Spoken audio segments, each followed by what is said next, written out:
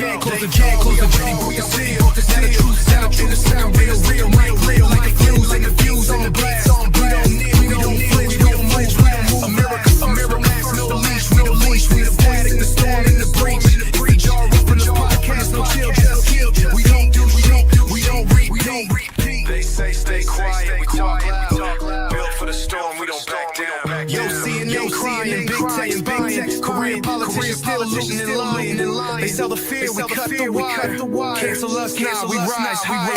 Truth ain't dead, it's a shadow band. We bring receipts, they can't withstand. From the border to the bank, from the vote to the vote, we expose every crack that they try to ignore. Joint open is cracking open the lies. Pulling back curtains with red-pilled eyes.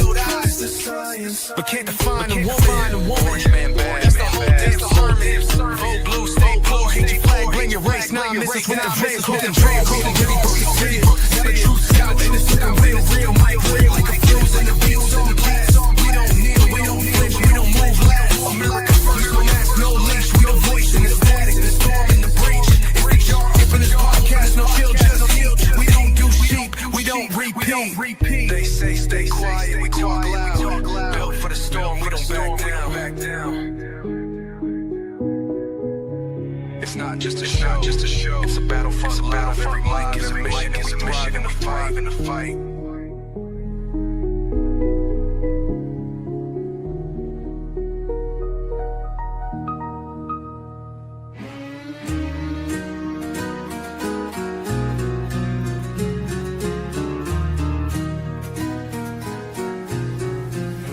They can't close the J. Broke the seal. Now the truth is looking real. Like a fuse on the blast. We don't flinch, we don't miss. America has no leash. We the least in the slice, in the storm, in the breach. It's a jar up in this podcast, no chill, just kill. We don't do sheep, we don't repeat. They say stay quiet, we talk loud. Built for the storm, we don't back down.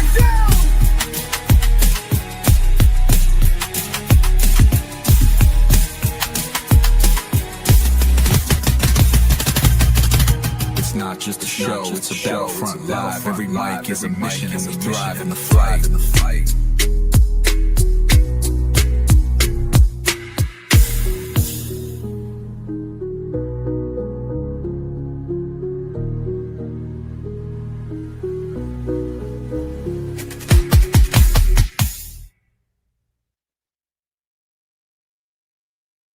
Howdy. Jar openers. Here, I just saw this message here. Just me. It's a StreamYard thing. I don't know why it does that sometimes. I don't know if there's anything on my end that I can do to fix it, but I'll look into it and see what I can find out. But it was echoing sometimes before, and now it's just random. So I don't know. I'll see what I can do. As long as I'm not echoing right now, let me know in the chat if I'm echoing currently. Then we'll have an issue, but hopefully it won't echo at the end. But I see TNT, just me, Candy. Good to see you guys. Boy, got a lot to talk about, and we're just going to start with this Dan Bongino post. We got actually the story here from Fox News. FBI Deputy Director Bongino vows to reveal the truth in cryptic social media post. Quote, "I'll never be the same after learning what I've learned." Okay, not echoing right now. All right, cool. So this is pretty interesting, crazy. I don't know what you want to call it, but the FBI Deputy Director Dan Bongino, or actually here, let me put this on the screen. There we go. The FBI Deputy Director Dan Bongino posted a lengthy message on his official X account in which he vowed to bring the American people the truth after saying that he had learned things that shocked him. During my tenure here as a Deputy Director in FBI, well, here, let me actually show you the post.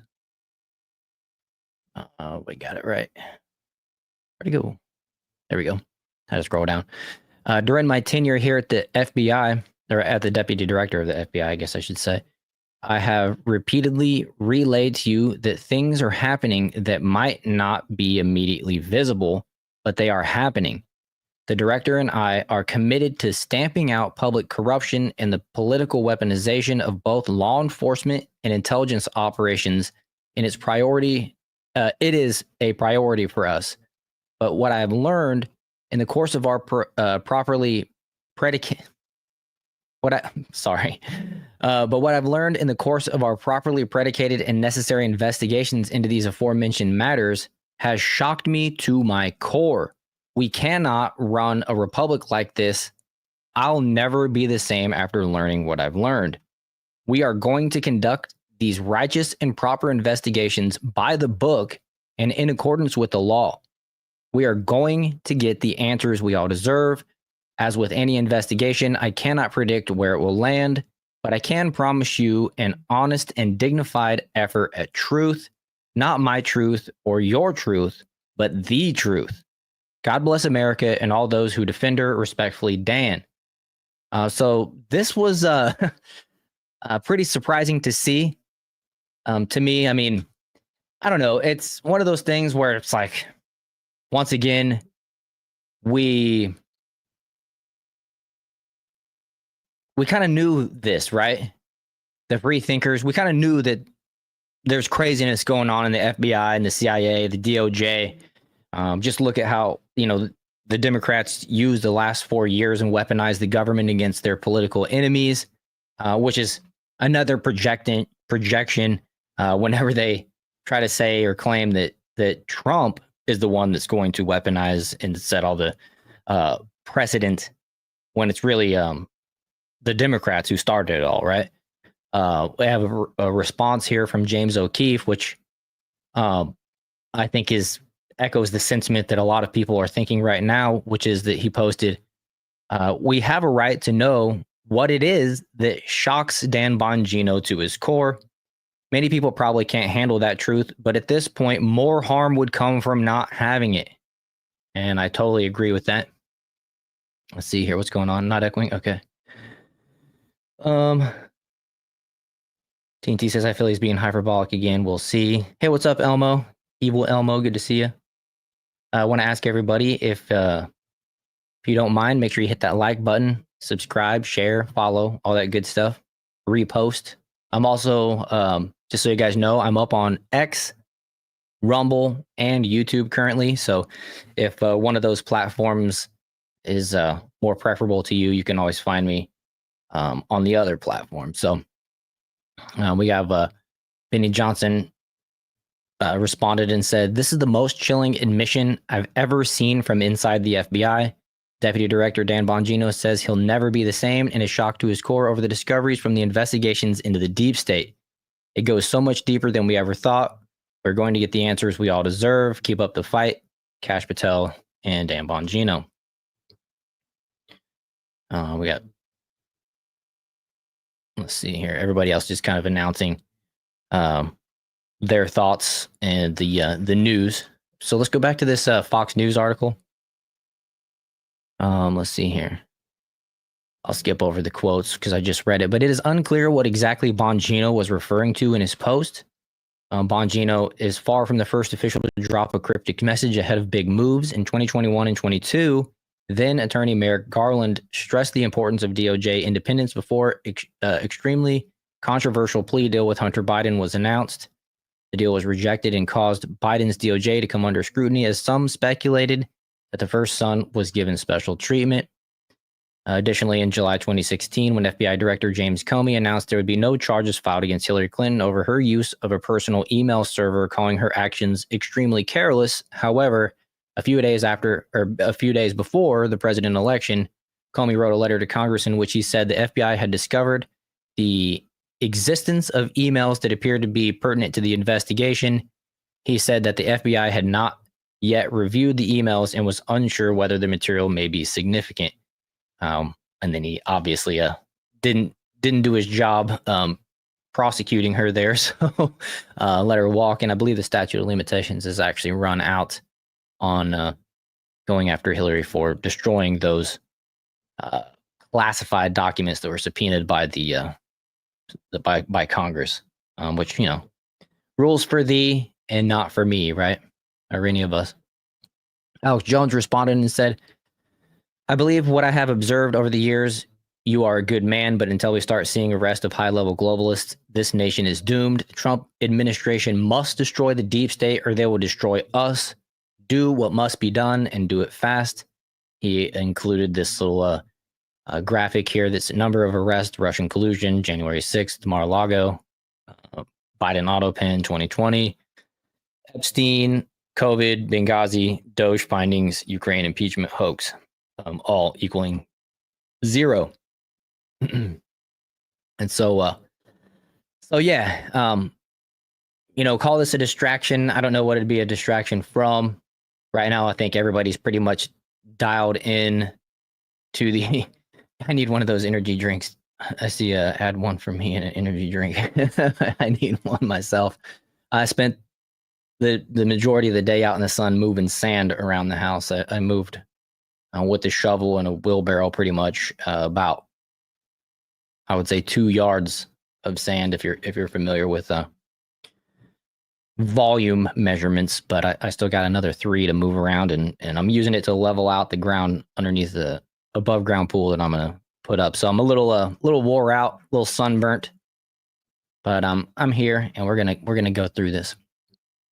But that, all this stuff kind of pertains to like I was saying, the Epstein files, this recent investigation or announcement from Tulsi Gabbard that she's going to, where she did criminally refer Obama for treason to the DOJ and gave over, the proof and documentation.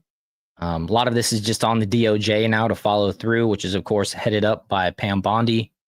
And, so far she hasn't delivered, and that's unfortunate. But we also have the recent developments with Ghislaine, whatever her name is, Maxwell, where we're going to get into that here in just a minute. But she was basically meeting with prosecutors, and she was granted immunity for some conversations, mentioned some names, which, like I said, we'll get into.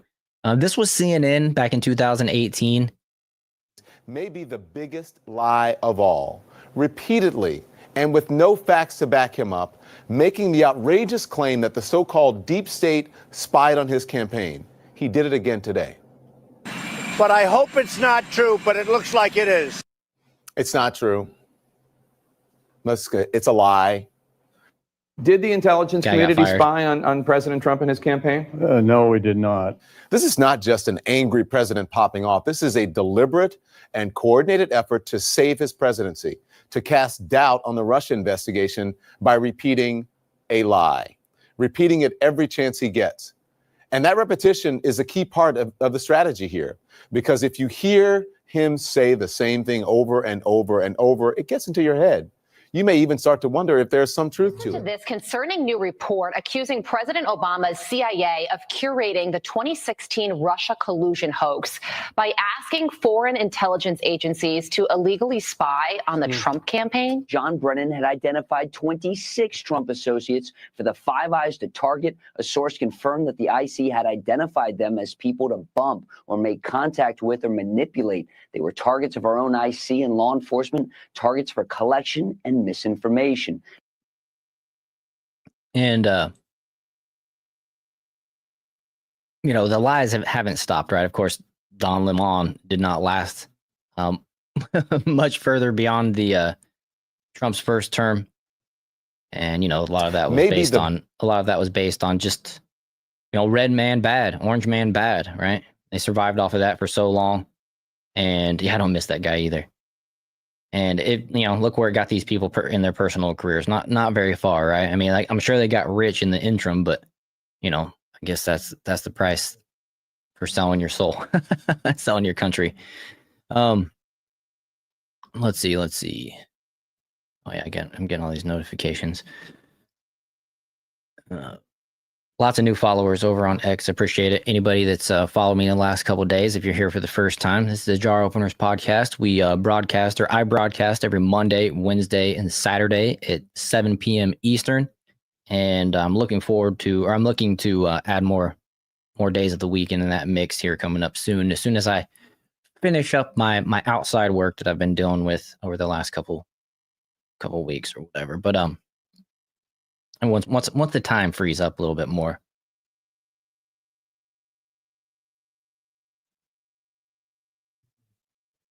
Let's check out this Ghislaine Maxwell story.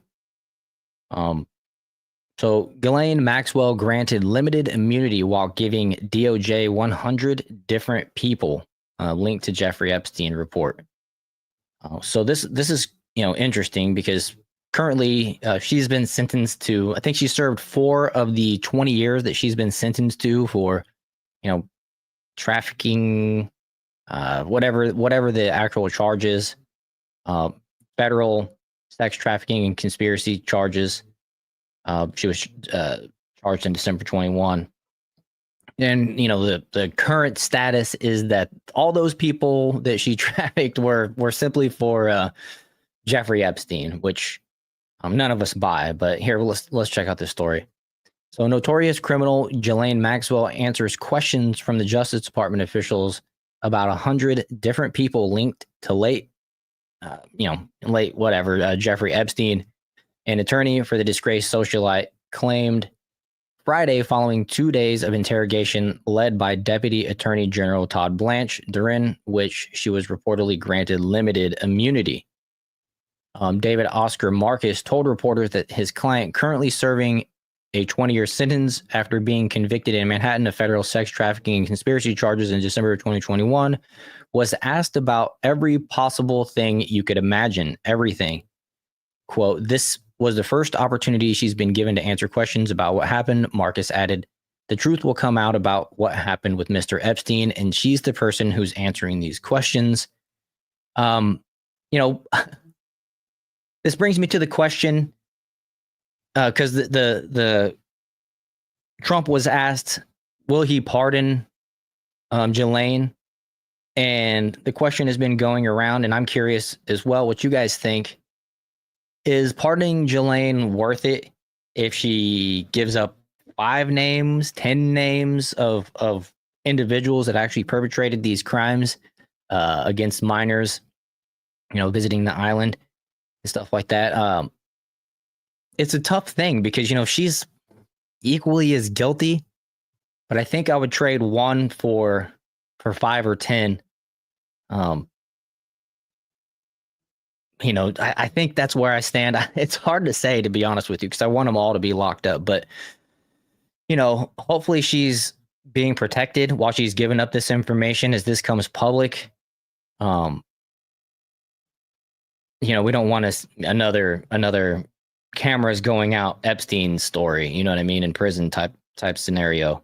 I did see that her brother was on Piers Morgan the other day, and he was saying that there's a lot of evidence that she wasn't allowed or didn't have access to during her trial that they're bringing forth now, which could change the scenario of her sentencing, I guess, anyways.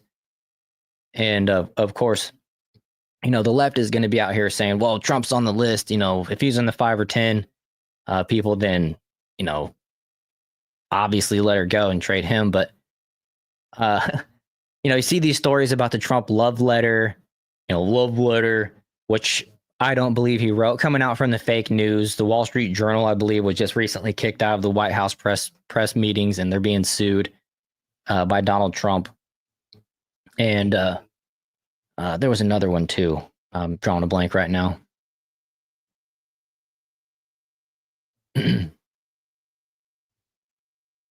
Let's see here. What are you guys saying? Yeah, if they pardon her, why should the others go to? If you pardon her, why should others go to jail? It would be like a plea deal, type of scenario, I guess.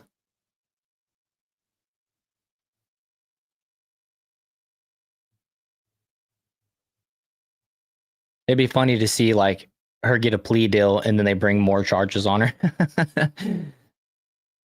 But I'm quoting here. They did charge her with lying. A reporter challenged him, referring to 2 perjury accounts that Marcus noted were dropped by the feds after her conviction. Did I skip something? I didn't. Okay. No one is above the law, and no lead is off limits. Blanche posted on X Tuesday and announcing he would speak with Maxwell.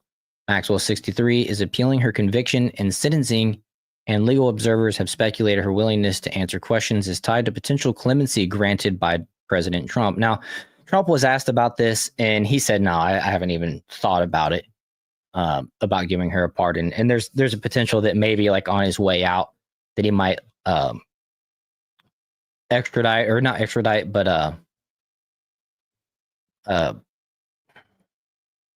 I'm not sure what the word is right now. I'm drawing a blank, but basically expedite her sentencing. Okay, so her attorney described the commander-in-chief Friday as the ultimate deal maker and claimed his client had been treated unfairly for the past 5 years and didn't get a fair trial. We hope to exercise that power and in a right and just way, Marcus added. Trump, 79, told reporters after landing in Glasgow, Scotland, that I don't know anything about the conversation between Blanche and Maxwell. I really haven't been following it. This is no time to be talking about pardons, the president added after saying hours earlier while leaving the White House that I haven't thought about it. I should have just read a little bit further instead of cutting away. Maxwell reportedly initiated the sit-downs with the DOJ and answered questions for roughly 9 hours, according to ABC News. The proffer immunity granted to Maxwell allowed her to answer questions without her responses later being used against her in a criminal case, sources told the outlet. Proffer immunity is typically granted to individuals prosecutors want cooperation from in a criminal case.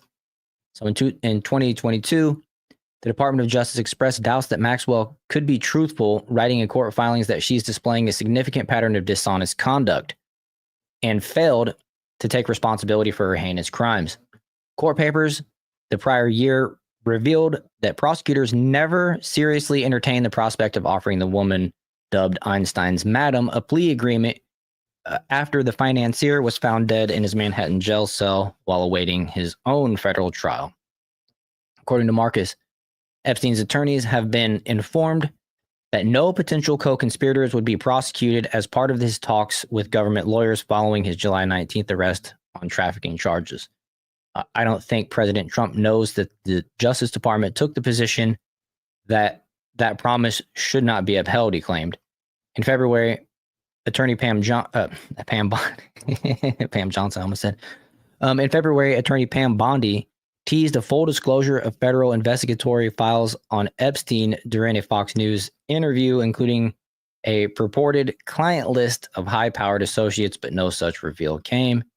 And then on July 6th, the DOJ and FBI put out a 2-page memo disclosing that there was no credible evidence that 66-year-old had a client list or blackmailed prominent individuals in his sickening exploits of girls, some as young as 14 years old. We did not uncover evidence that could predicate an investigation against uncharged third parties, the memo also stated. Epstein counted influential politicians and businessmen as his associates, including former President Bill Clinton and Bill Gates and Trump. Look, we all knew that Trump had association with Epstein, prior to the 2004 original conviction.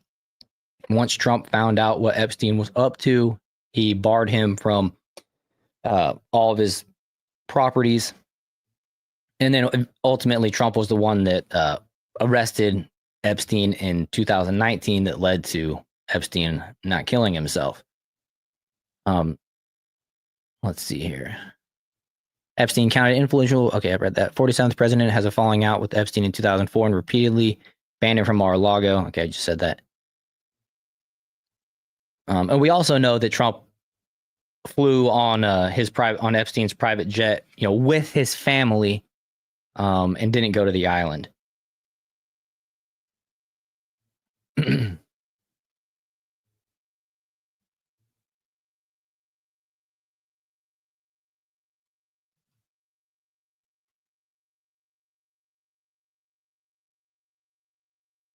What's up, Earl's daughter? Good to see you. Haven't seen you in a while. No arrest yet, but more confirmation that the deep state is in full effect. Yeah, Jay, the EU talking crap about the US, calling it a dump is hilarious. I know. It's not even worth entertaining, especially when somebody comes in mad all caps. It's pretty funny. But good to see you, brother. Andrea, I think I saw Ruth. Yeah, hi Ruth.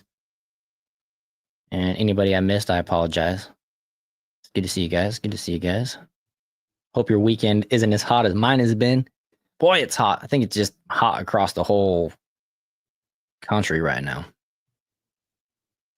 Maybe Captain is enjoying better weather, but he's further north.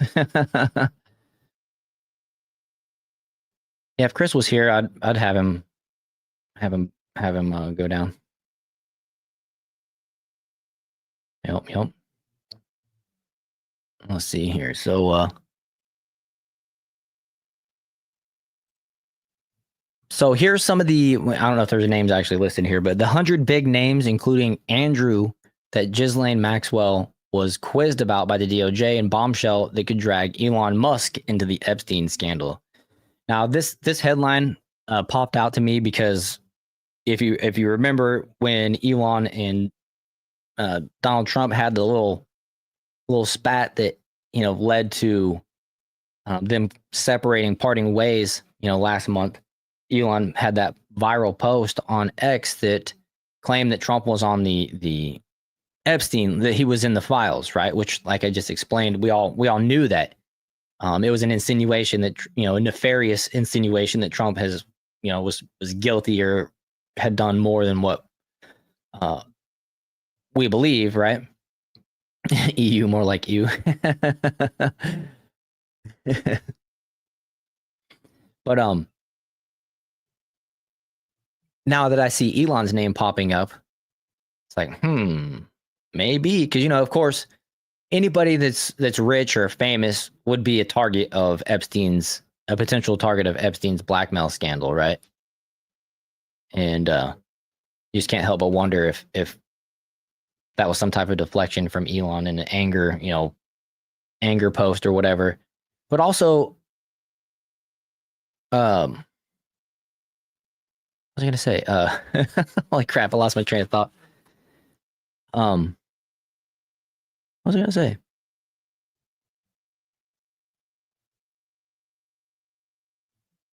Should just block people who I know are 70 IQ or less. Yeah, that's for sure. Well, I'll read here, and then maybe what I was thinking will come back to me. But Ghislaine Maxwell was grilled about Prince Andrew during a 9-hour meeting with the U.S. Deputy Attorney General. The Mail on Sunday can reveal. The 63-year-old convicted sex trafficker, a former close friend of the Duke of York, answered all questions honestly and truthfully as she was quizzed about Andrew and more than 100 different people connected to Jeffrey Epstein, her former boss and lover. Trump's so-called MAGA party are leaving. No, they're not. Those people were never MAGA. Those people were one-issue voters that happened to vote for Trump, that never were on, the Make America Great Again track in the first place. So I mean, no, you're wrong. But anyways, I'm not even going to address you anymore. Let's see here. While it was not exactly, while it was known, good grief. While it's not known exactly what Maxwell said about the Duke, this is the first time. Oh, that's what I was going to say. Elon Musk's claiming, I want to add the Elon Musk claim or that Donald Trump was on the, the files. It's a suggestion that Elon Musk had access to information that, like, what Pam Bondi doesn't have, Donald Trump doesn't have. He was in DOGE. He was leading DOGE. That was, the Department of Government Efficiency. He's not going to get access to top secret documents and FBI investigations and stuff like that. It was crazy to even think that Elon had any type of ability to have access to that type of information. So, and that was something we called out from the get-go. But while it's not known exactly what Maxwell said about the Duke, this is the first time she has ever been formally questioned about him, a source said. This is the first time anyone has asked Ghislaine about any of them. Oh yeah, and that's another part too, is apparently she was never questioned by the DOJ until now, which is curious, but I don't know if that's the claim. I don't know if that's true. It just seems weird. She told the truth and didn't back away from any questions. She wants the truth to come out. Andrew has always vehemently denied claims about Virginia Giuffre, who she was sex trafficked to him, that she was sex trafficked to him by Epstein when she was just 17. I mean, that's her claim. And unfortunately, she just recently had died, Virginia Giuffre, like a month ago. So, whatever she knew, any opportunity that she, might have had to be involved in this case is, left the planet with her, unfortunately. The prince paid Miss Giuffre a multi-million-pound sum to settle a civil suit with no admission of wrongdoing. Miss Giuffre committed offing earlier this year. And I'll speak frankly. Just because somebody comes to a settlement doesn't mean that they're guilty of it. A lot of times it's just easier to get the person out of your hair, pay them what they're asking or whatever, and then be done with it. Maxwell is serving 20 years in Tallahassee Federal Prison in Florida for procuring and grooming young girls to be abused by Epstein. This week's extraordinary two-day meeting with U.S. Deputy Attorney General Todd Blanche took place on the orders of Donald Trump, who has found himself embroiled in a huge political row by promising and then failing to release the full Epstein files. Now, got to remember that these Epstein files, if they really even exist, is after being in Bill Barr's hands, who let's be real about it. Trump's AG Bill Barr, his dad, is the one that hired Epstein to be a teacher with no credentials in the first place years ago. So there's a deep-seated connection between Bill Barr's dad and Jeffrey Epstein. I believe after Bill Barr's dad left that school, Epstein was then even promoted even further. So yeah, there's lots of deep state ties to this whole scenario, and when you include the fact that Joe Biden or whoever it was that was running the White House for 4 years had access to all that information as well. The only real way that we can trust the Epstein files at this point, in my opinion, is to restart the entire investigation, which will be expensive.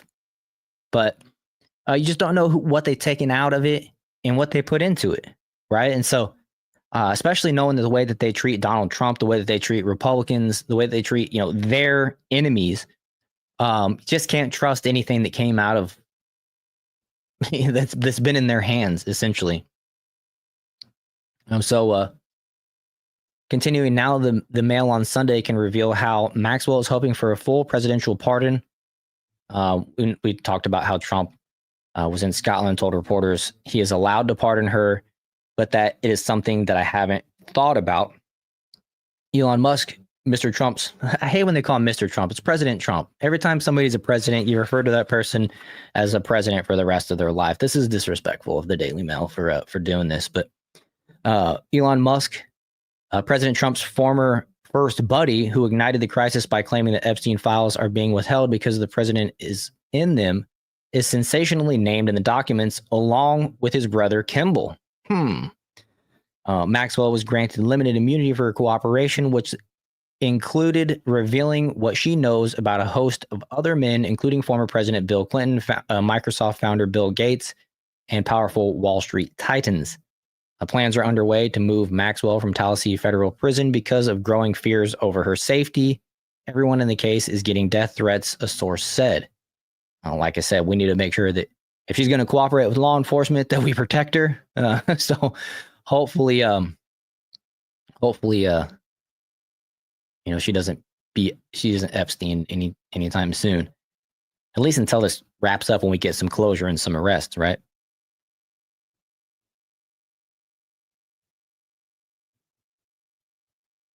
Earl's daughter mentioned, I understand the settlement argument, but there were too many coincidences that followed the settlement. It tells me he was guilty, like his royal mom stripping him of his duties. Yeah, talking about Prince Andrew. I totally agree with you there.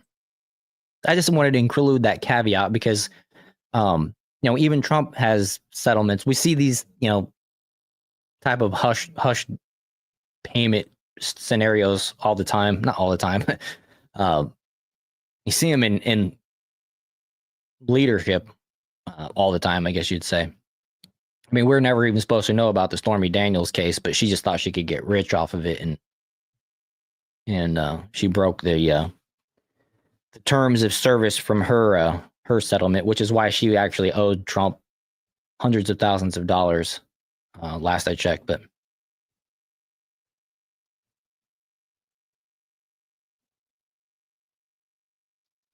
let's see here. Continuing, Mr. Blanche will meet with President Trump after the president's 5-day visit to Scotland to discuss a pardon or commuting Maxwell's sentence in return for her help prosecuting others involved in Epstein's trafficking ring.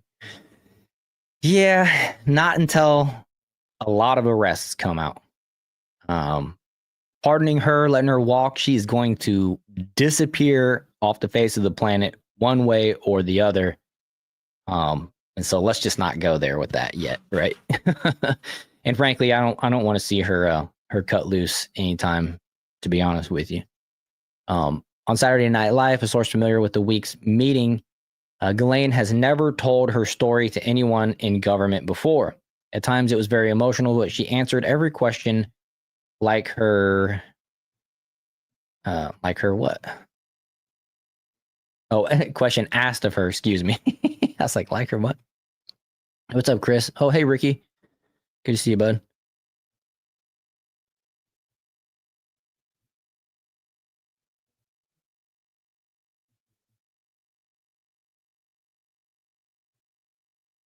Yeah, we all know bad things will yeah, exactly. Sunburn on my forehead. That's hurt. My hat's itching. The limited immunity deal is a huge risk for her because this case is so politicized. She only has immunity so long as she hasn't lied. She answered everything truthfully, but she is taking a risk. She was asked about a laundry list of people, including Prince Andrew, Bill Gates, Les Wexner, Bill Clinton, Alan Dershowitz, Leon Black, and a who's who of powerful Wall Street moneymen and financiers. There were Silicon Valley names in there along with world leaders. Other non-British royals aside from Andrew and famous names from around the world of show business. I believe some of those names actually included like Bruce Willis and Leonardo DiCaprio, which please not Bruce Willis. He's my favorite actor. Can we I mean, I'm not going to go there. If he was on the list, he's a scumbag too, but dang it. It's ironic that Elon Musk kicked this whole thing off when he fell out of with Trump and then made that post on X about Trump allegedly preventing the release of the full Epstein documents as some sort of cover up. Well, Elon is in there, as is his brother. This is being reported, right? I'm just reading the news. It was a monumental moment for Ghislaine to finally be asked about these people and to tell the truth. I think this is really interesting because I'm seeing she told the truth, that she was honest over and over and over again. But they did throw in the caveat that she couldn't be trusted to tell the truth early on. So I don't know, man. I don't know. What's up, King Solo Wings? Good to see you. Good to see you. Let's see. Maxwell's latest plea to have her appeal heard before the U.S. Supreme Court will be submitted tomorrow, and she has been called to testify before a congressional committee on August 11th. And that's about 2 weeks. Looking forward to that. And keep her safe, right? Make sure all the cameras are working in the cell that she's in and everything. Like, let's not mess this one up. The MOS understands that if a deal has not been reached by this date, she may have to plea the Fifth Amendment, which means she will invoke her constitutional right to not answer any questions, which might incriminate her. The source said, of course, she wants a pardon. What prisoner doesn't? But that isn't something which has been discussed. And this was actually Trump talking about it. was never briefed. No. Did you ask how? What are you hoping Todd Blanche interviewing play basketball? What are you hoping that they get out of that? I really have really nothing to say about it. She is being talked to by a very smart man, by a very good man, Todd Blanche. And I don't know anything about the conversation. I haven't really been following it. A lot of people are asking me about pardons. Obviously, this is no time to be talking about pardons. But a lot of people have asked about pardon. This is just not a time to be talking about pardons. Todd will come back with whatever he's got. You're making a very big thing over something that's not a big thing. You should be talking about, if you're going to talk about that, talk about Clinton, talk about the former president of Harvard, talk about all of his friends, talk about the hedge fund guys that were with him all the time. Don't talk about Trump. I'm focused on making deals. I'm not focused on conspiracy theories that you are. I mean, I watch you people. It's so sad. You ought to talk about the success of our country instead of this nonsense. And so I get what Trump's coming from. You know, with all the fake news that's been written, and not even news, but just fake dossiers, investigations, everything that's been lobbed his way. Now that he's a part of this, you know, assumedly, according to the mainstream media, now all of a sudden we're going to start believing them, right? It's just like, have some discernment. All these one issue voters, they're like, oh, Trump wrote a love letter. Throw him in the jail. He's lied. It's like, wait a minute. The same people that lied over and over and over about him for the last 10 years are telling you this. Like, why all of a sudden you're going to believe it? I just don't go there. But Earl's daughter mentions, can you trust a woman who claimed manipulated girls for decades?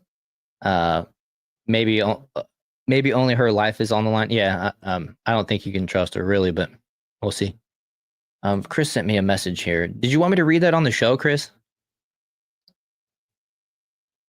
Let me know I'm not watching the chat as closely. Let me see here. Yeah, and also join the Discord. Thanks for posting that, Chris.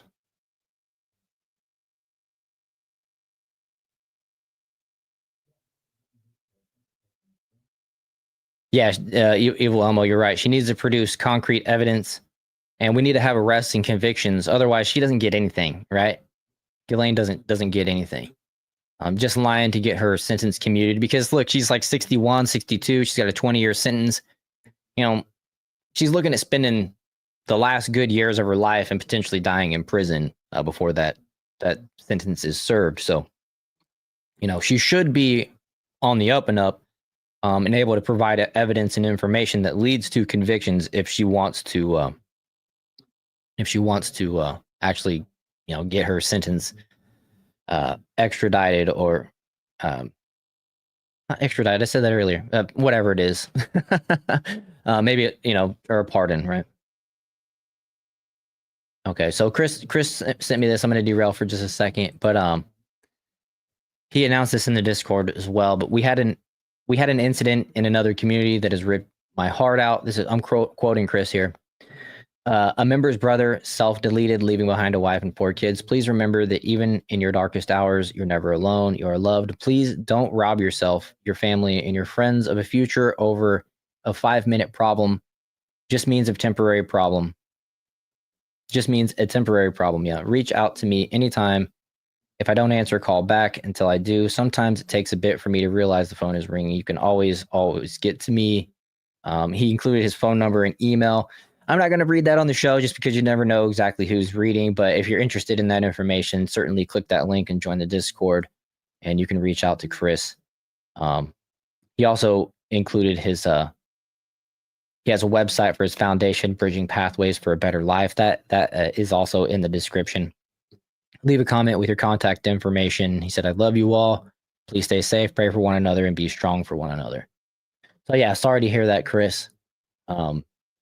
That type of stuff happens all too often, and it's sad to hear. Yeah, that's sad, man. Like to remind folks, if you haven't subscribed, make sure that you're subscribed. And if you have subscribed in the past, double check. You never know what YouTube is up to, you know what I mean? And then, of course, like and share this video if you're enjoying the information.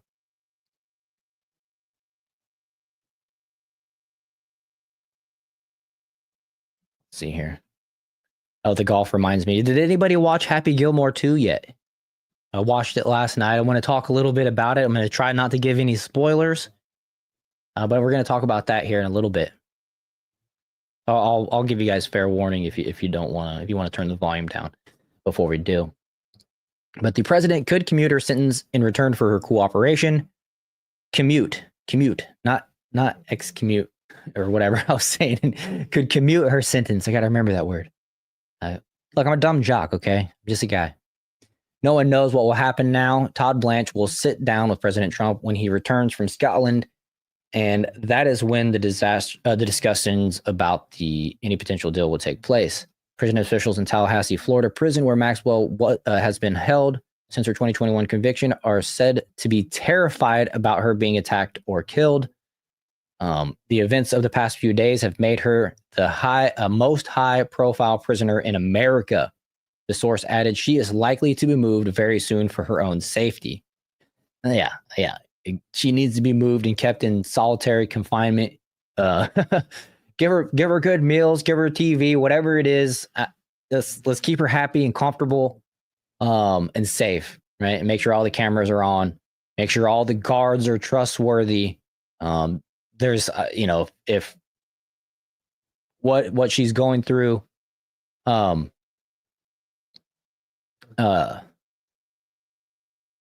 these people are saying, if you watch Breaking Bad, there's a lot of money, out there, and people can always be bought, and so you just can't trust anybody in this place. See, Earl's daughter mentioned, I just saw that Happy Gilmore 2 was on Netflix. I don't have Netflix. Yeah, it came out. They put it out yesterday. I watched it last night. Don't have Netflix. Dang. Yeah, play it on the Discord. That's another thing that we do in the Discord. This is Chris's Discord. We're building out a new one with Chris's help for the Jar Opener show. But for now, we're just directing everybody into Chris's Discord. We're building one community as it is anyways. So you'll still be in the right place. And we do play movies, all kinds of stuff. It's actually pretty cool.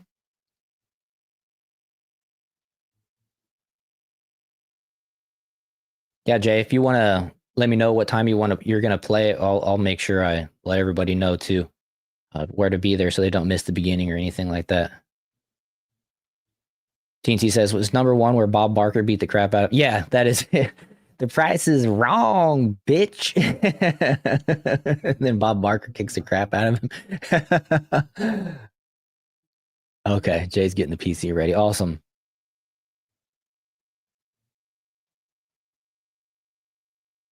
Cool. Okay, so I'm going to continue here, guys. Let's see here. I'm just going to reread this part. The events of the past few days have made her the most high-profile prisoner in America. The source added she is likely to be moved very soon for her own safety. They don't want what happened to Epstein to happen to her. The 66-year-old financier self-deleted in prison in 2019 while awaiting trial. We all know about that. Earlier this month, Mr. Trump again, President Trump's attorney, General Pam Bondi, Attorney General. I thought it was attorney. Mr. Trump's attorney, General Pam Bondi. Made myself laugh. Sorry, guys. Somebody uploaded the South Park video on Twitter. You were able to cast it to your TV from the phone. Honestly, they could have been way worse. Man, Ricky, South Park makes fun of everybody. Some of this stuff was like kind of hard to see, like not hard to see, but it's just so cringe. It's like, ugh, why? But the only people that South Park has never made fun of was like Barack Obama and Joe Biden, right? I mean, they made fun of Hillary Clinton. She's got a snook in her sniz. All that stuff, right? No problem, Chris. We're a community around here, and yeah, if it's weighing heavy on your heart, man, you can reach out to us as well. You're the person that people reach out to, but you can reach out to us as well. But yeah, the South Park, just recently made fun of Trump, had him running around naked with a little bitty thing, laying in bed with Satan, having the same voice that they've used for Saddam Hussein in the past on the show. But like I said, South Park makes fun of everybody. And as somebody that's watched since the first episode, didn't bother me. I just hope that they make fun of some of the other people, like I mentioned, that they haven't made fun of yet, and that they cover all bases. Oh, South Park did make fun of Barack Obama? I'm trying to remember. I was trying to remember if they ever had, and I don't think they did. Thanks for that, Sooner. I stand corrected. Yeah, and they made fun of Trump 3 different times. Okay.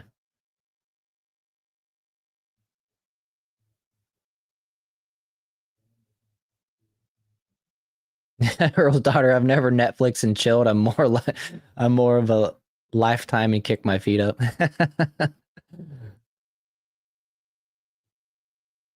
That's funny. Yeah, Netflix when they mailed the DVDs. I did too. Gosh, it's so much better with technology, right? Okay, so continuing here. And sorry I keep derailing, but y'all are a great, community here in the chat and stuff like that. And I just have a good time talking with you guys as well. Earlier this month, Trump's Attorney General Pam Bondi released footage from inside the prison of the day Epstein died, which caused outrage when it was discovered that at least 1 minute of footage was missing. And it wasn't even really of like his cell. It was very misleading.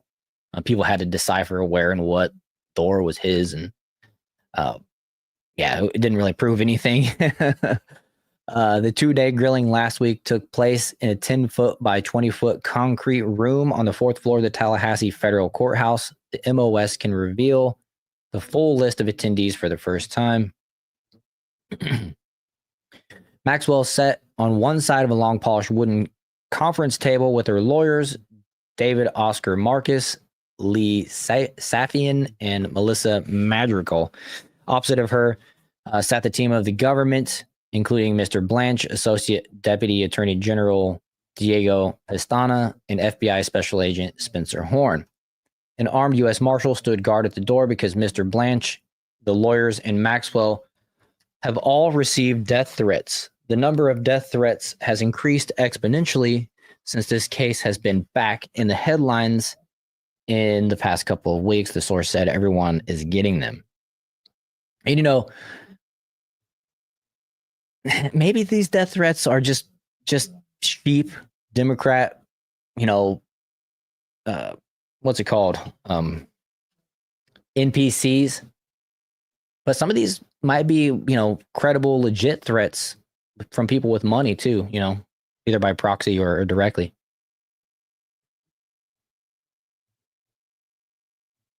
Maxwell was spotted returning to the prison on Thursday carrying a cardboard box, prompting scores of headlines questioning what could be inside.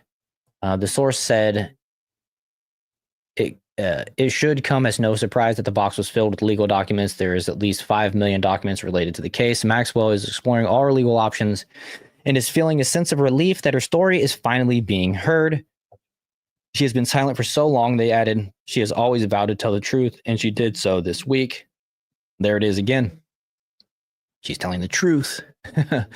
Where all this leads, only time will tell. And that's the bottom line with, everything that Alex Jones lined out here on the number of arrests. Time will tell if there's arrests with the Russian collusion hoax in the January 6th PSYOP headed up by Nancy Pelosi and the mayor of DC. The Mar-a-Lago raid, where it's believed that they were trying to get the documents that Trump had on Obama spying on him, plus more. The Biden auto pen, 2020 election, Epstein, the Epstein stuff, the COVID, trust the science, the Fauci's preemptive pardon, Benghazi, which seems even so long ago, the Doge findings, Ukraine impeachment hoax, all that stuff. So only time will tell, but time is running out. The midterm elections, are a year and a few months away. And the theory is that if Trump doesn't get some of these arrests made, Republicans will lose the House or the Senate, and all progress will then be just halted, right? So we got to make sure that these people are being held accountable for all of it. I'll actually repost this from this post from Alex Jones if you guys want to see it and repost it yourselves. That'll be on my profile, which you can follow me here at Worrell. That's my profile right there. That's my truck. Anyways, let's move on. Oh yeah, of course, Hulk Hogan passed away. I know it's been a couple days, but I haven't been live and able to talk about it. I've been reposting a lot of the old school dudes in WWF, WCW that were friends with Hogan, telling great stories about him, how he was such a good person. He just cared about people. And as some of you might know, he was baptized and found Christ about a year before he died. And that's awesome thing. Also, on the last show, I speculated and said, about Ozzy Osbourne. I wasn't sure if he was a Christian or not, and there's a lot of stories coming out that his faith was actually big to him, that he prayed before concerts and all kinds of stuff. And somebody that has the nickname Prince of Darkness, I was just on the surface, hoping that he found Christ like it would with anybody, but apparently he has too, or he did too. And a lot of these old school wrestlers that I was talking about, sending their tributes to Hulk Hogan, have found Christ. And I just find it, joyous in my heart to find out that these people have all through their own ways found Jesus. And so it's pretty cool. Hulk Hogan himself told a story about Rowdy Piper, where he was very resistant to hearing the word, and just before his own passing, said that he actually sent a voice text. It was like a voice message to Hulk Hogan, and he didn't get it till like 2 days after Hulk Hogan died, or not Hulk Hogan, until 2 days after Rowdy Piper died, and it was Rowdy Piper saying, "I'm with Jesus," that type of stuff. So he might have found Jesus just days before he passed away, and it's never too late. And Jesus comes to all that call on him. So really cool. But Triple H and WWE deliver emotional Hulk Hogan tribute at SmackDown. Hulk Hogan's tribute to open WWE SmackDown on Friday night was nothing short of a tearjerker. The event in Cleveland was opened with loud applause and the crowd chanting Hogan in unison to honor the late wrestler who died at 71 years old on Tuesday. Fellow wrestler Triple H led the tribute for Hogan. A lot of people have been posting their own selfies with Hulk Hogan too on X, and it's like, dang, I wish I would have had an opportunity to get one of those myself. I'm not really big on doing that stuff, but just seemed like it would have been cool. I'm gonna play this. It's they're probably just gonna copyright it. I probably shouldn't, because it was a national broadcast on the thing, but they gave him a 10-bell salute. And the crowd in unison, like it's mentioned, we're all chanting Hogan.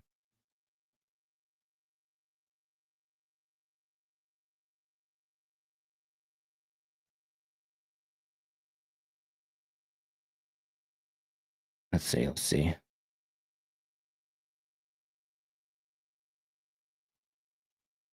I did see up here. Thunder Sooner said South Park has also made fun of the left. The same time as they did with Trump, they made fun of the left obsession to how they see Trump. Yeah, I thought it was actually a good episode. I laughed. I was not offended. You can't get offended by South Park if they offend everybody. And so yeah, I thought it was cool. The message kept saying woke is dead. I think Cartman had a shirt that said woke is dead and stuff like that. So love that part of it.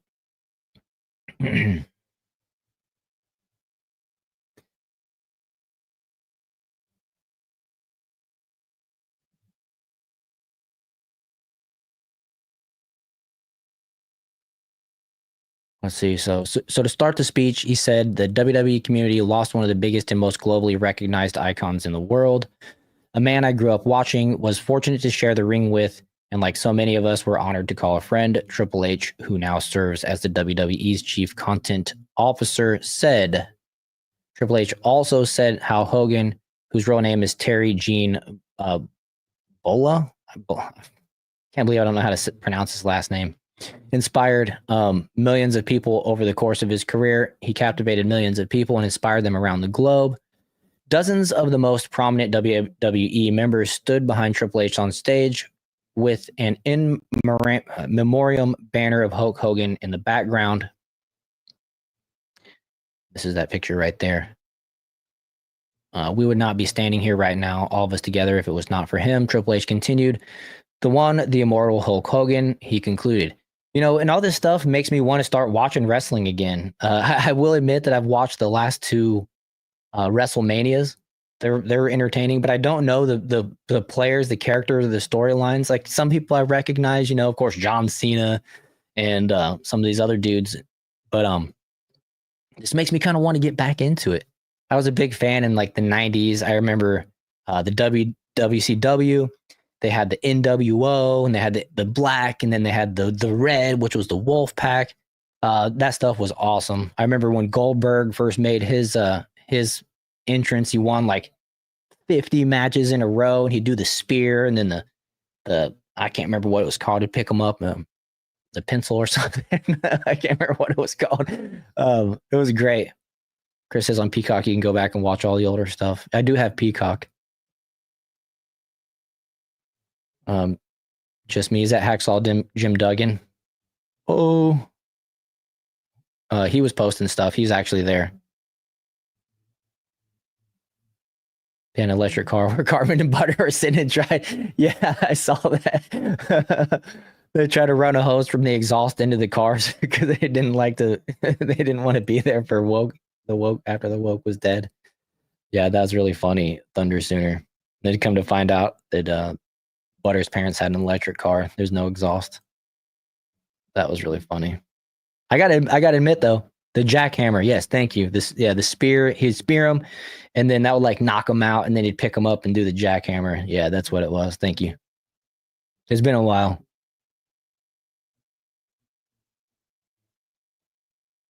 Yeah, we knew it was fake. I watched it like I was born early in the 80s. I watched it, you know, the late 80s, early-ish 90s. My friends were into it more than I was. I remember they had like their little rubber like figurines and stuff like that. They had posters on their walls. I'd watch WrestleMania over at their houses and stuff, but I wasn't into it as much as they were. But then, like I said, when the Wolf Pack and the NWO and all that stuff came out, I was into both leagues. I knew the characters. I knew all that stuff. And then I had a baby, and when I was 17, and then all that kind of went to the wayside because I was working. And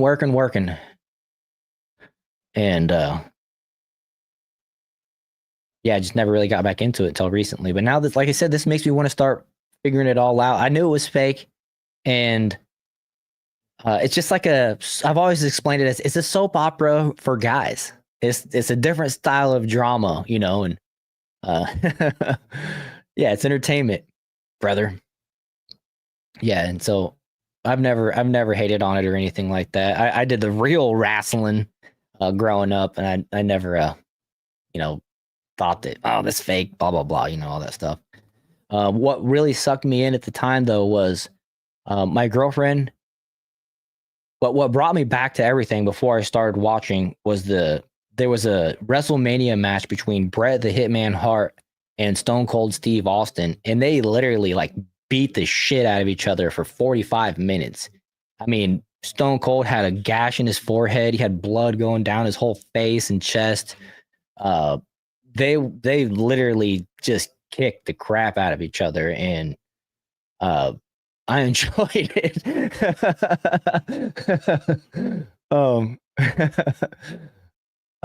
Yeah, and that guy, I was like, man, I want to see more of this stuff. And then I just started watching the Mondays and Thursdays or whatever it was on. Eve Loma said, I liked it when South Park did the wrestling episode where they became wrestlers.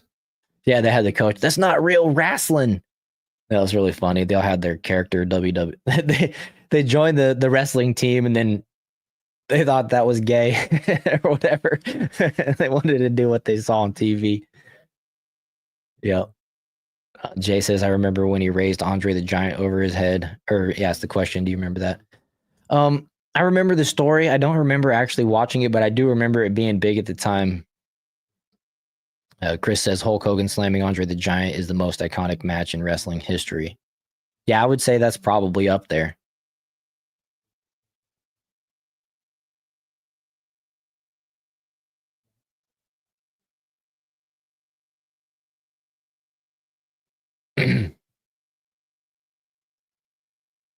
Yep. So let's see here. Hogan's death Thursday rocked members of the WWE community, with many saying it was unexpected. Jimmy Hart, Hogan's longtime manager and close friend, was in shock over his passing. I mean, just the day before, I saw an interview of him the day before, and he did not seem like he was sick or anything. It's just one of those things. When the Lord calls you, you go, you know.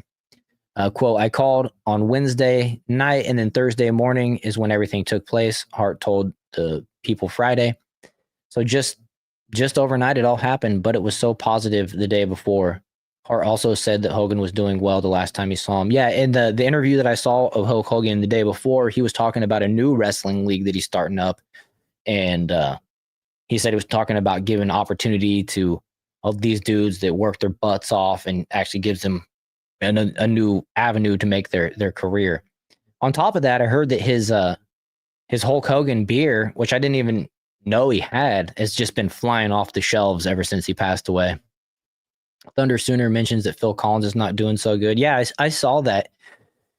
I want to say Jamie mentioned that in the Discord the other day, and it's like, man, these things happen in threes, but then it's like there's been 4 or 5 guys lately, so maybe it's going to be a double 3 scenario. There was Theo, there was Ozzy, Theo Huxtable or whatever, the guy from the Cosbys. There was Ozzy, there was Hulk Hogan. There was the famous like jazz player dude or whatever, blues player guy or something. I can't remember his name. And I want to say there might have been somebody else, but then yeah, Phil Collins, I saw that he got put into hospice. Yeah, it was a heart attack, I think is what got Hulk Hogan.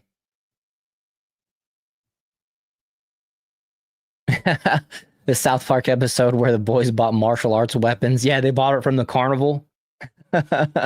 Butters gets hit in the eye with the ninja star, and Cartman dresses him up as a dog to hide him. Yeah. Oh man, so many good episodes of South Park. I love that show. Ric Flair's in a wheelchair.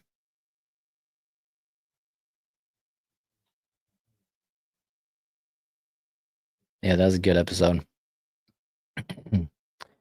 Let's see here. He was great, Hart told the people in regard to seeing Hogan the final time about a month ago. He had great food to eat that night and was talking with his fans. He was just phenomenal. First responders received an initial 911 call about 10 a.m. on Thursday for cardiac arrest, according to audio obtained by TMZ. Hogan was experiencing a serious medical-related issue, the Clearwater Police Department told reporters on Thursday. Throughout his life, Hogan had 25 surgeries and sustained numerous health problems due to steroid use and injuries during his WWE career. Yeah, steroids, it takes years off your life. Something that people should stay away from if they can. I say if they can, but yeah. Rest in peace, Hulk Hogan.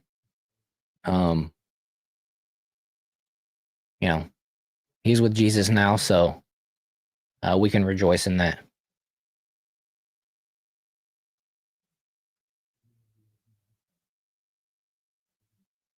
Chris, the guy from Hogan's Heroes. Yeah, that guy passed away too. Yeah, that's right. Chris, thank you. I can't think of his name. Yeah, it's funny. I was just telling my wife about this the other day. That when I was watching the Hulk Hogan, like I didn't watch the show, but I remember like a segment from the Hulk Hogan like family show or whatever that he was on, and he talked about when he gets out of the shower, he can't dry off his back, so he just goes over to the bed and he just flops on his back on the bed to dry his back off. I was like, yeah, I was telling her about that. We had a good laugh.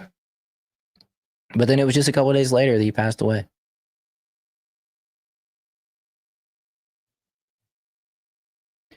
So moving on, I'm gonna avoid the spoilers if just completely.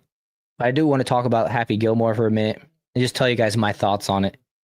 I really, really enjoyed this movie. I laughed all the way through, and there's been some critiques, and I'm not going to break them down because I don't want to give any spoilers. This person just says, Happy Gilmore 2 review. Good to see Adam Sandler, but it's not on par with the original.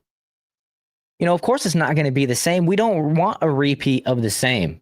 We just don't want, you know, a flop. We don't want it to go woke. We don't want, you know, people to be replaced, you know, race swapped and stuff like that, right?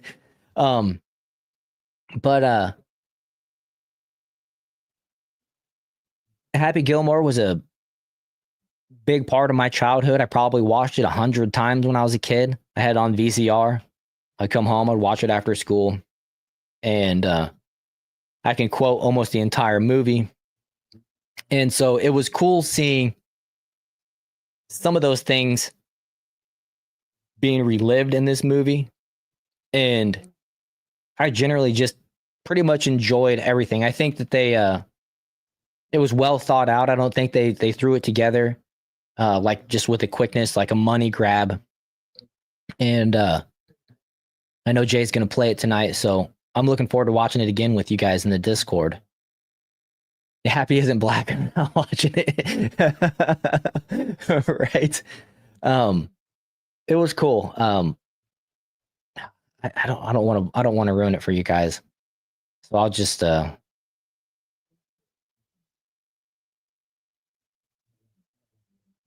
I was gonna read this, but I was just gonna read the beginning, but I don't even want to thing. I think it was so well done. Like, you know, the first one is based around how he's trying to get his grandmother's house back. The people around him are influencing him to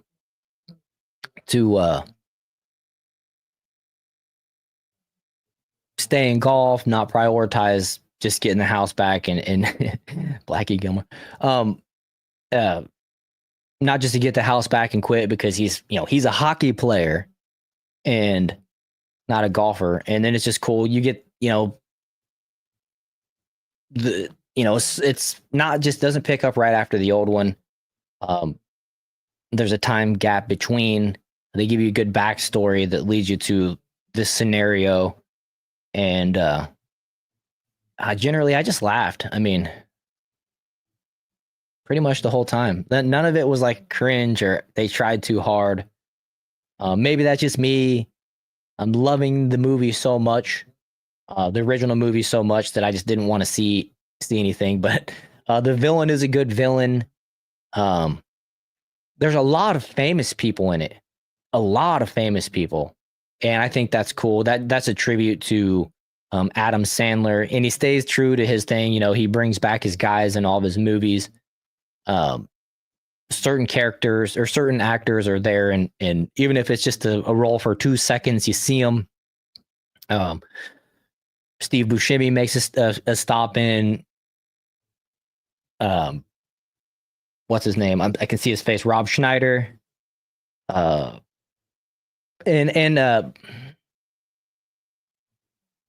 even the kid from Sixth Sense is in it. You probably won't recognize him. But the only reason I realized that was because I saw something just recently and I was like, that's that kid from Sixth Sense. So look up what that kid looks like now and you'll recognize him when you watch the movie. I'm going to duck out. Yeah, Chris, thanks again for posting that Discord link. And that's where we're going to be playing the movie tonight. Pearl's daughter says, Happy Gilmore and Mr. Deeds. My kids watch so much, the VCR tapes quit working. I watched Billy Madison and Happy Gilmore. Billy Madison and Happy Gilmore were my two. I think it would be maybe the success from this one will motivate him to try to come up with a sequel to Billy Madison. I don't think you could ever relive that though, because just the scenario was built around him going back and doing the every grade in school in 2 weeks and all that type of stuff. But is Kevin James in it? No, I don't think Kevin James. No, I didn't see Kevin James. There's only one person that I noticed was missing that's usually in all of his other movies, and I'm wondering if he's actually still alive or not.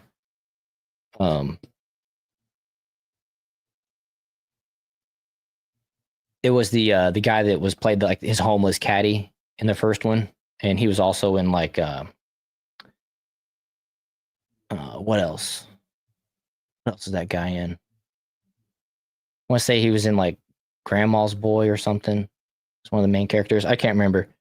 Can't remember his name. The movie's tonight. Yes. Jay, did you mention what time you were going to play? He said he was going to get the computer. Now, Jack Black isn't in it that I remember. He said he was going to get it up. Like he was going to get the computer up and ready. So maybe like we'll wrap the show here before too long. We'll see if I can go till 9. Like I said early on in the get-go, I moved like 2 yards of sand today with the shovel and the tow behind wheelbarrow on my mower, which I had a spring break on the deck on my mower today. I had to take the deck off 3 times and put it back on. I got a nice little sunburn. Okay, you can start at 8 Central. Okay, so that'd be right at 9 Eastern, or do the time zone accordingly to where you are. So I'll wrap like I'll wrap here in like 15-20 minutes, give people time to get their refreshments ready and stuff like that to get into the Chris's Discord, which the link is in the chat. I don't know if let me edit and add to my my description here. Give me just 1 second. I'll add that link.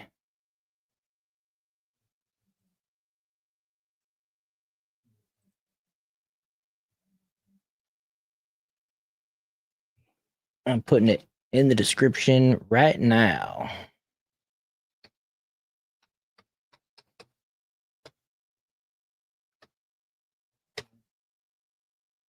You might need a refresh for that to pop up for you, but it is saved. Okay.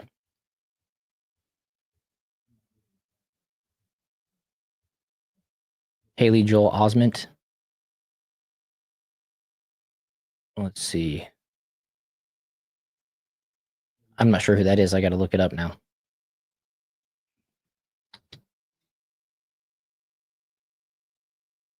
Oh yeah, that's the kid from Sixth Sense. Yep. Yeah, you got to look him up to know what he looks like, because you'll miss the celebrity on that. You know, you're just like, oh, this guy. But I really enjoyed it. I totally enjoyed it. It was awesome.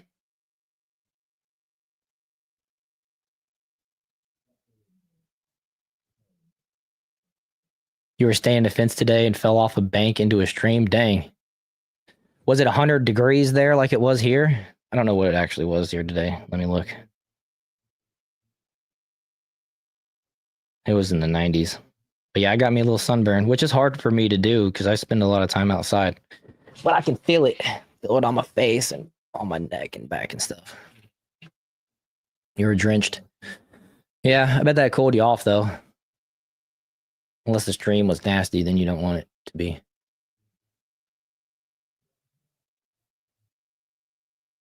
Remind everybody to make sure you hit that like button, share, subscribe, follow. I'll follow you back on X as well if you follow me.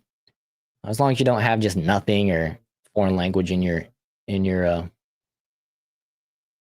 account, on your profile. What else we got here? So this was interesting. I don't know if you guys have seen this story, but I'll predicate this with saying that I believe the alien entities are nothing more than demonic personnel. I don't know, demons. when people see aliens, I think that, or they speak to the dead, or they see ghosts, or anything like that, I think it's all demonic. I think that's demons interacting and lying, stealing. You know, you go to a psychic and they say, "Oh, you're dead," whatever is talking to you. That's not. Well, first of all, the person's probably lying, right? But if they are seeing or talking to something, I believe that that's a demon that is interjecting on the person's behalf and in a lie.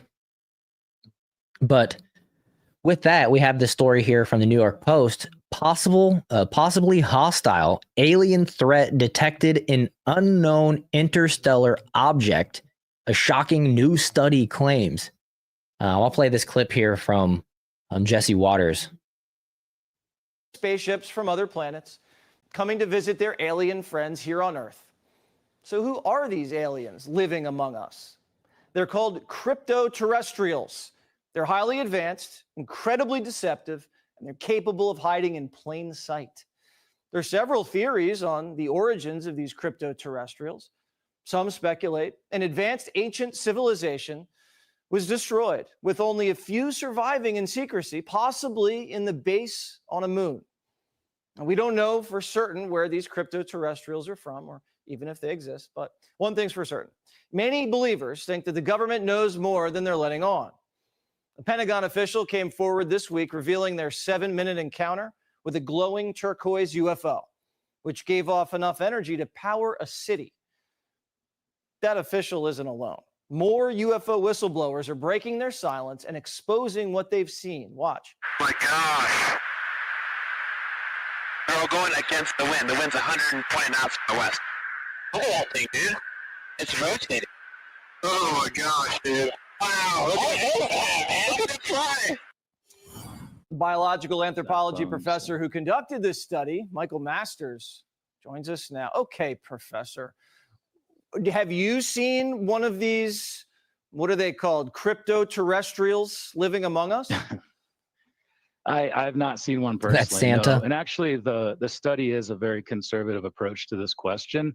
As you did a great job highlighting in your intro piece there, this is a real phenomenon, and we need to take it seriously, and we need to start asking the questions about what are they, who are they, where are they coming from, potentially when are they coming from, and even could they have set up shop here on Earth in the past and be living amongst us? Wow, you say it's a real phenomenon. How do we know it's a real phenomenon? I mean, if you look across time and space, these have been reported for millennia. And even if you don't want to take that at face value, look at the cockpit videos, look at all of the reports by military police officers whose testimony we can certainly take seriously because they're trained to identify things that are a threat, and they're trained to identify things that are unexplainable. And there's so many cases where they do report just that. So the difference is we all see these things or hear about them visiting, right? In the spaceship or there's a sighting. But this study takes it a step further. It's saying they're living among us. Does that mean like Gutfeld's an alien and he's just disguised as a cable TV host? Yes, it's certainly possible, and I would look into that because you never know.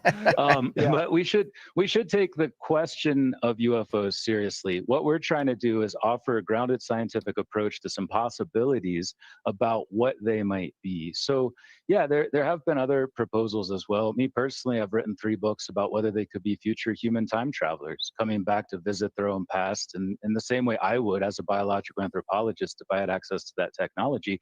And that is one of the possibilities we include in this paper. Is now that last tidbit that he mentioned that they could be future time traveling humans is curious, right? Because who would have the most interest in us would be humans themselves. I always wonder if maybe some of the UFO phenomenon that we see is actually ancient human beings. Like, you know, the story of Atlantis, there was an advanced civilization that was way ahead of technologically way ahead of the rest of civilization. It sank into the ocean. Well, I just can't help but wonder if that was them intentionally going into hiding, potentially. You know what I mean? Just as a theory, going into hiding, still the, and then what we see is the progression. They're way ahead of where we are technologically today, the Atlanteans, right? But they're still Earthlings. They're humans. They're just ancient, advanced, and I don't know. It's a fun theory. You know, a lot of people say that these aliens come out of the ocean. That would lend credibility to maybe that, you know, Atlantis went under the ocean and even could be moving around. It's not stationary, so it can never be found unless they want to be found. Type of scenario. Let's see. Hey, your old daughter. See you there in the Discord. Welcome in. Anybody else that might have popped in as well? Chris said thanks for the support. By the way. Yeah, and you know, we're here to help each other out. And so Chris has his own content, his own channel. It's Chris Stockham. Join the Discord, you can find all the links, all that stuff as well.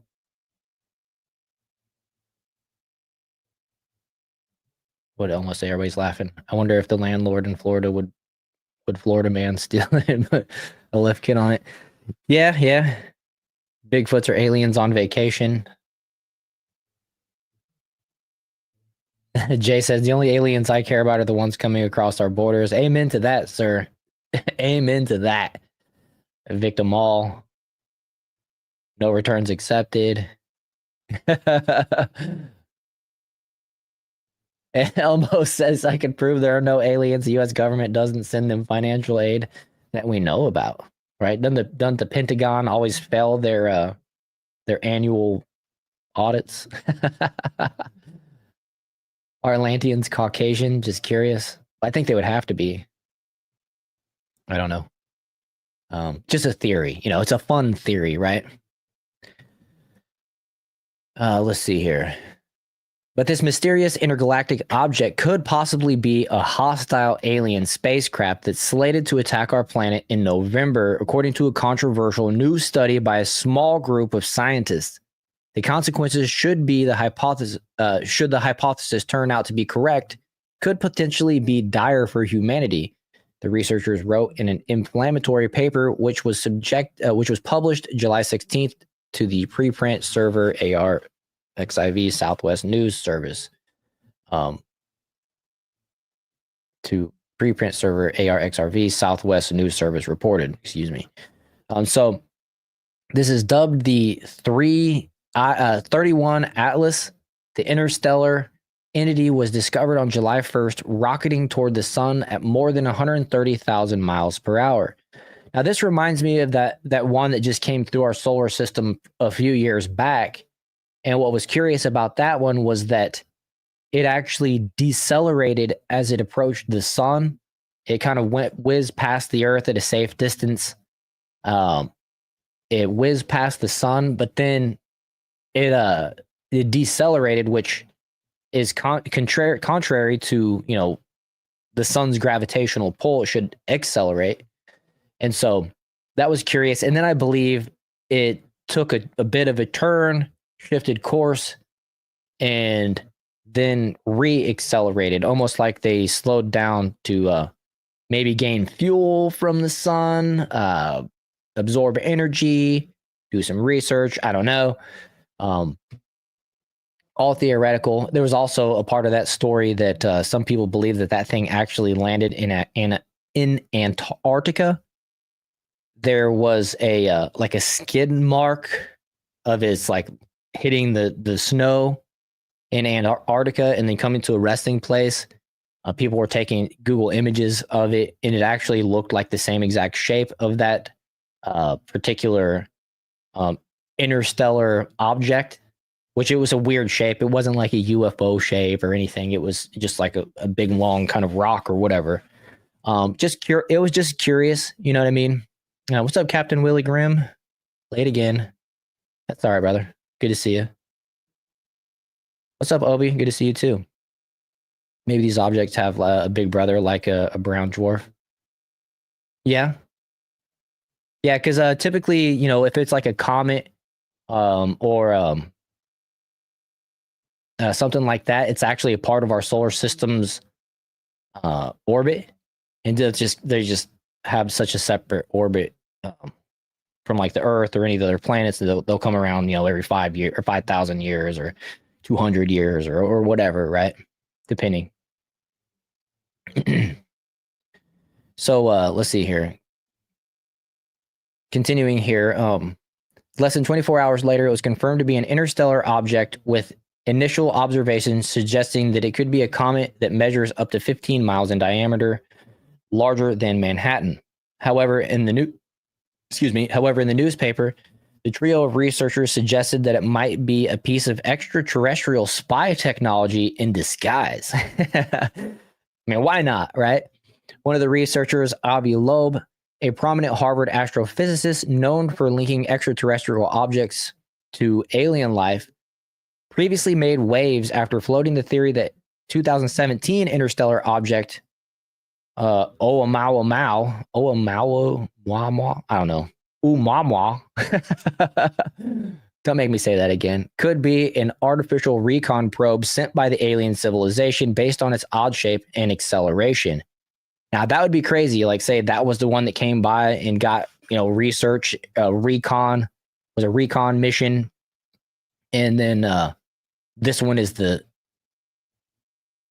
current one is the follow-up with the aliens on it that are coming to attack. So in this study, which he collaborated on with Adam Hibbard and Adam Crowell of the Initiative for Interstellar Studies in London, Loeb postulated that 31 Atlas's trajectory suggests a similarly alien origin. The trio felt the object's speed, which was significantly faster than Oumuamua. I'm going to call it O. I feel like I'm talking to a baby saying that or something. And other objects, the fact that it entered our solar system from a different angle than its predecessors offer various benefits to an extraterrestrial intelligence, Loeb wrote in a blog post. One benefit is 31 Atlas will make close approaches to Jupiter, Mars, Venus, which could allow aliens to stealthily plant spy gadgets there, Loeb wrote. Do research or whatever as well. When the so-called undercover UFO reaches its closest to the sun in late November, it will be concealed from Earth's view. This could be intentional to avoid detailed observations from Earth-based telescopes when the object is brightest or when gadgets are sent to Earth from the hidden vantage point, Loeb declared. Well, let's get some stuff on the moon so we can observe it from there, right? Let's get some stuff that's not, maybe that's too close, I don't know. But we can try. If this anomaly is a technological artifact, this could support the dark forest hypothesis, which argues we haven't found signs of extraterrestrial entities because they are remaining undercover to shield themselves from predators or prey. Loeb warns that this could suggest that an attack is likely and would possibly require defensive measures to be undertaken. Well, thankfully, Donald Trump started a Space Force, right? At least we got that going for us.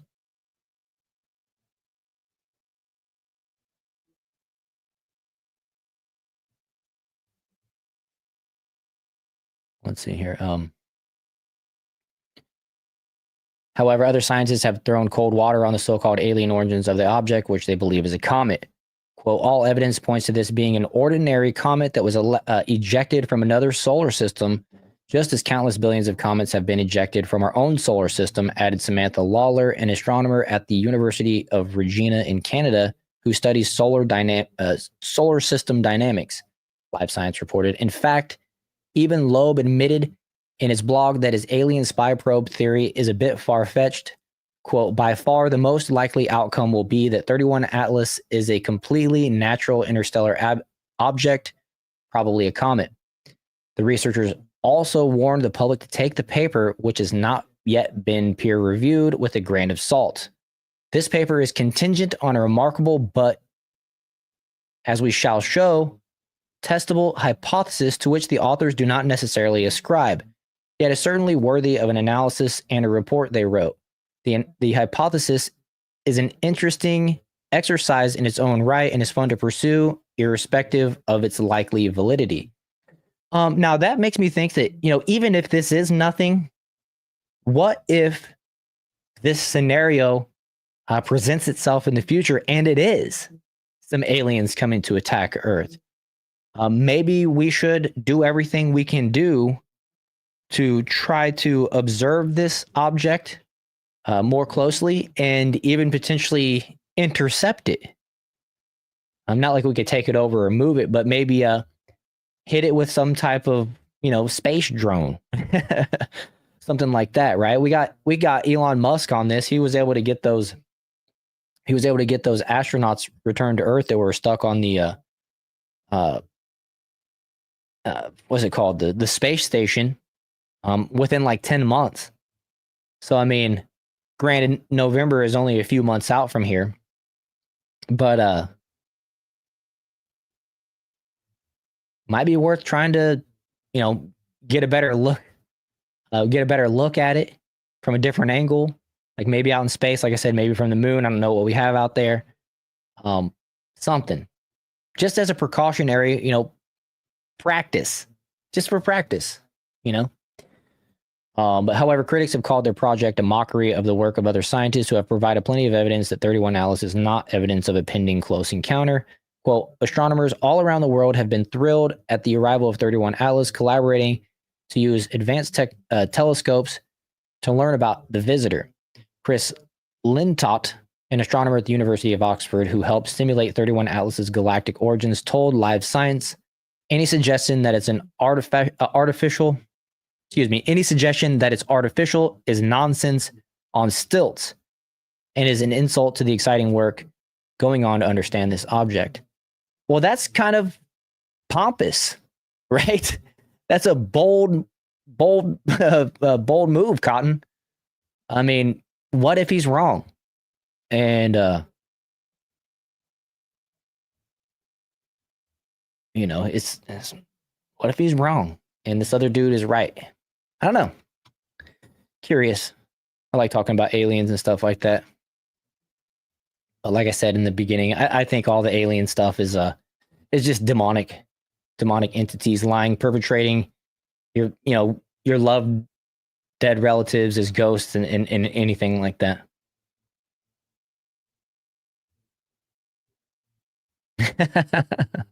That's funny, Jay.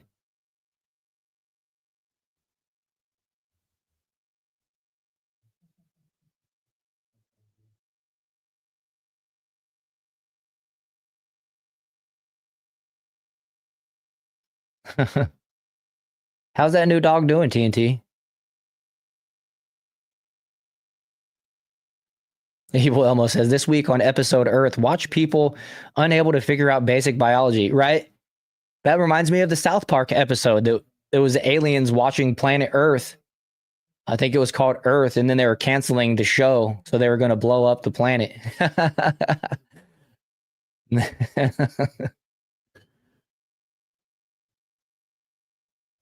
Obi says, considering aliens are already here, if it's aliens, they have primitive tech from what we have observed. Yeah. Well, if they're already here, then we don't need to be concerned about this thing going through the solar system either, right? Unless it's a different alien race, like in Transformers, coming to kill the ones that are here because they got the Allspark. What we thought was fiction was actually predicting the future.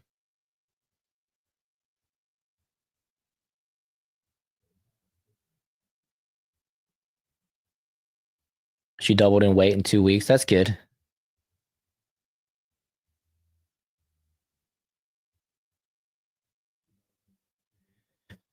Let's see. So it's 8:40. Jay's going to start the movie here in about 20 minutes.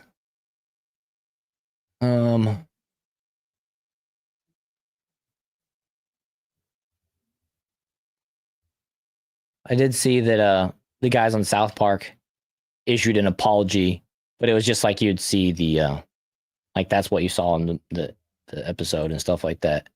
But just like I expect Trey Parker and Matt Stone to be heavy on the sarcasm. They really don't apologize for much.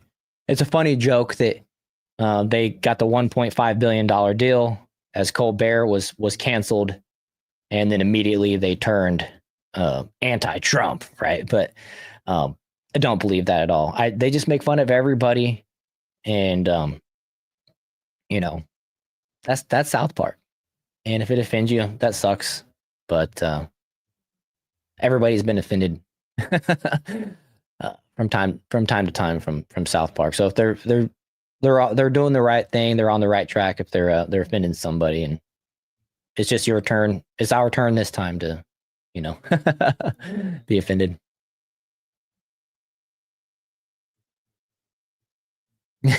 Jay says they are here. I had one pass me today in a no passing zone with a trailer full of lawn care equipment. Almost ran me off the road. Well, that does suck that they almost ran you off the road. I get the sentiment. They are here. You'll open the room for the movie 5 minutes before it starts. Okay. Cool. Well, we'll be there. I saw that Earl's daughter joined. And let's see, did anybody else come in? It doesn't look like it. But we are going to watch Happy Gilmore 2 in the Discord. I put the link in the description. And that's Chris's Discord. But if you guys want to watch the movie tonight, if you don't got Netflix, it'll be playing in the Discord here in about 20 minutes. And so with that, I just wanted to ask you guys actually before I go, what do you guys think of the new overlay? I rebuilt the overlay for the show. I think I'm going to have to move the box up for the screen, because whenever I share your guys' chats, it kind of goes over part of it, but I don't know if it's that important or not. I also got to drop the top line on the chat down a little bit. It's got a little black space in there. So I'll fine tune that.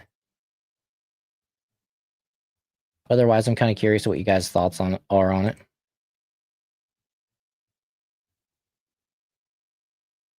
You like it? Just me? Cool.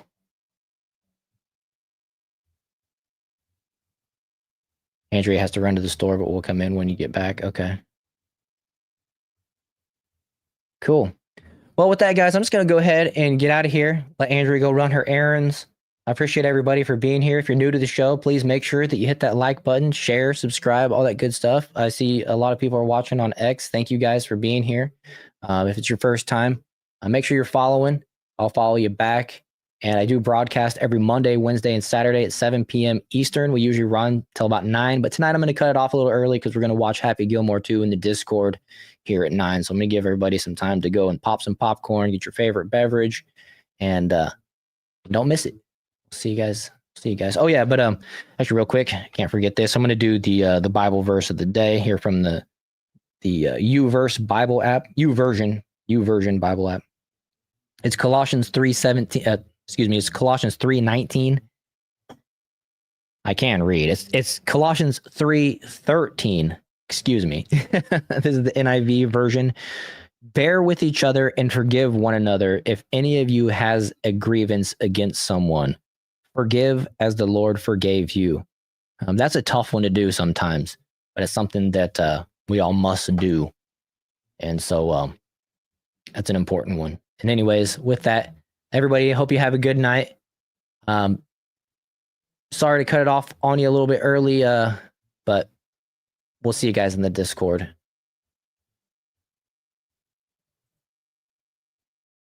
They lie on TV, they cry when we call it.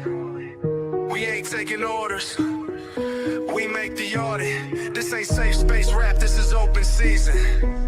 Let's go. They can't close the jar, we already broke the seal. Now the truth's out and it's looking real. Mic lit like a fuse and the beat's on blast. We don't kneel, we don't flinch, we don't move last. America first, no mask, no leash. We the voice in the static, the storm in the breach. It's the Jar Openers podcast, no chill, just heat. We don't do sheep, we don't repeat. They say stay quiet, we talk loud. Built for the storm, we don't back down. Yo, CNN crying, big tech spying. Career politicians still looting and lying. They sell the fear, we cut the wire. Cancel us, nah, we rise higher.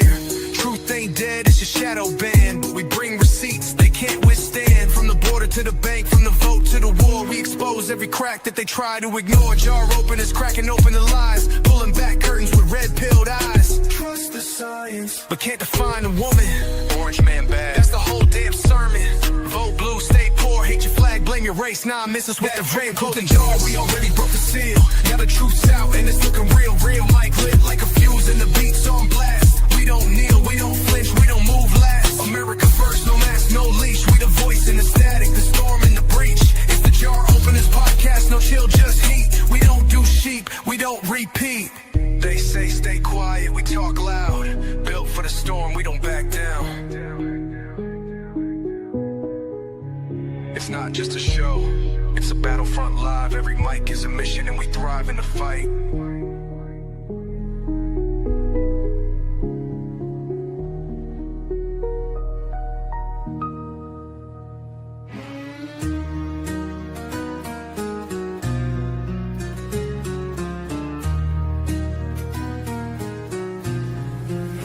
They can't close the jar, we already broke the seal. Now the truth's out and it's looking real.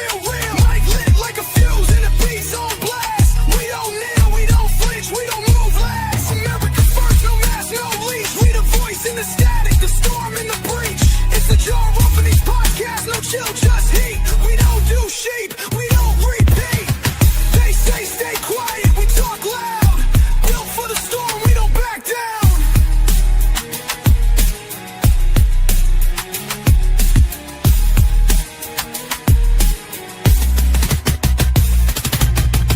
It's not just a show, it's a battlefront live. Every mic is a mission and we thrive in the fight.